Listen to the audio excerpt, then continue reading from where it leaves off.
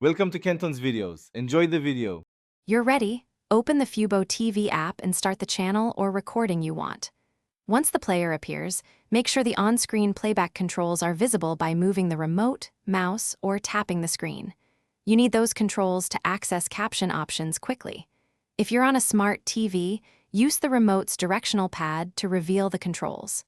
On mobile or web, a single tap or click will show them, so you can move directly to the captions menu without extra setup. With the controls visible, press the CC icon or the gear/settings icon to open subtitles and caption options. You'll see a list of caption tracks and a simple on/off toggle. Choose off or select the entry labeled None.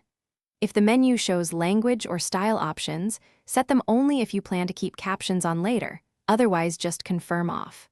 Once done, captions should disappear immediately.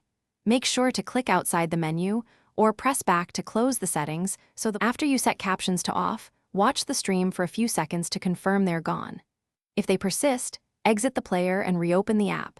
Sometimes a quick restart or signing out and back enforces the change. Also check your device's accessibility caption settings. Smart TVs and some streaming boxes can overlay captions independent of apps. If you still see captions, toggle the device caption setting off, then reopen Fubo TV. That fixes most stubborn cases and restores your expected viewing immediately.